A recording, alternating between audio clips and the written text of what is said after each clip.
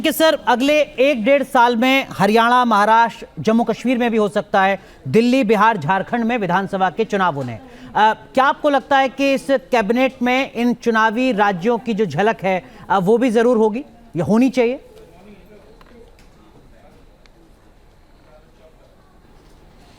देखिए, पॉलिटिकली इस तरह की होता है। वो राजकिशोर ने बड़ा अच्छा कहा कि ये हम पत्रकारों का शगल है, और सच बात यह है कि इससे बहुत अंतर पड़ा नहीं। आप देखिए मोदी जी झुकते कहां हैं। टेनी के केस में नहीं झुकते हैं, अजय टेनी के केस में नहीं झुकते हैं, और वो एक खास कास्ट के थे, लेकिन क्या उसके वोट मिले हैं उनको न झुकने से? क्या ब्रजभूषण शरण सिंह के केस में मोदी नहीं झुके तो क्या यूपी में काफी वोट मिल गए, झोली भर के ठाकुरों के वोट मिल गए? तो ऐसा होता नहीं, और ये मोदी जानते हैं कि इसका कोई मतलब नहीं होता। लेकिन हाँ, एक रिप्रेजेंटेशन देने के लिए इन राज्यों में हो सकता है कि राज्यों से लोगों को लिया जाए और कहा जाए देखो ये मेरा वाला है। कांग्रेस भी ये करती थी, जगजीवन राम का चेहरा सामने रखती थी, एक मुस्लिम कई चेहरे रहते थे। बीजेपी भी एक मुस्लिम चेहरा पहले रखा करती थी, आजकल तो थोड़ा नीचे कर दिया है, वरना एक चेहरा जब से बीजेपी आई सत्ता में हमेशा एक रखती थी।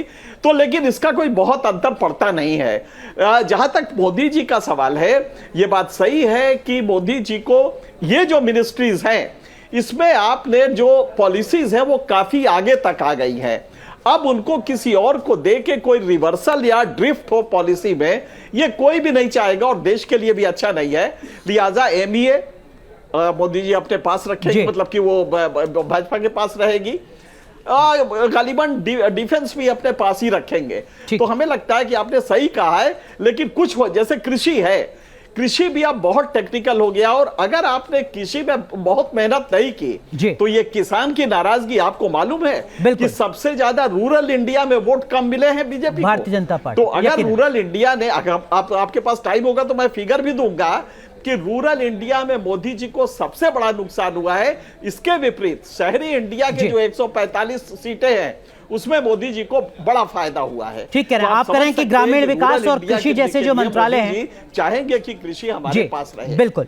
लेकिन राजकिशोर जी, इससे जुड़ी एक और चीज वो ये कि जिन मंत्रियों को दोबारा मौका मिलेगा इस कैबिनेट में, जिनको भी मिलता है, आधार क्या होगा? पिछले मंत्री परिषद के तौर पर उनका परफॉर्मेंस, जातीय समीकरण उनका या क्षेत्रीय समीकरण कि ये यूपी से हैं, ये उड़ीसा से हैं, ये कहीं और से?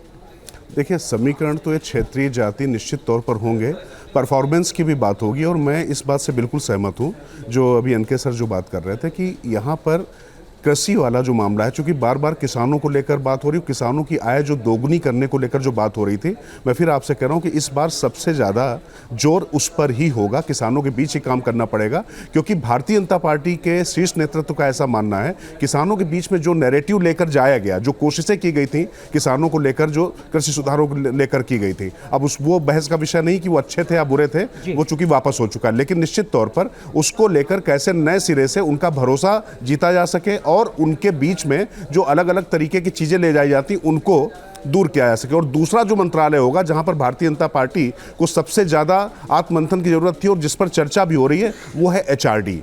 शिक्षा एक ऐसा मंत्रालय है, शिक्षा मंत्रालय ऐसा है जिसको शुरू से ही अगर आप देखें तो बहुत लोग मतलब डॉक्टर जोशी के अलावा भारतीय जनता पार्टी की जो रीत नीति और जो संस्कृति या जो वैचारिक जो उनका अधिष्ठान है उसको बढ़ाने के लिए उस तरीके से कोई मंत्री नहीं था जो अपनी बात तार्किक तरीके से कर सके और जिसको शिक्षा का वो हो। तो मुझे लगता है कि कृषि और शिक्षा वो सबसे इंपॉर्टेंट है, और बाकी सीसीएस में मुझे नहीं लगता है कि बहुत ज़्यादा कोई बदलाव होने वाला है, बशर्ते रक्षा मंत्रालय को लेकर जो बात की जा रही है, मुझे मौजूदा समय में अभी उसमें भी बदलाव की गुंजाइश कम से कम दिखती नहीं।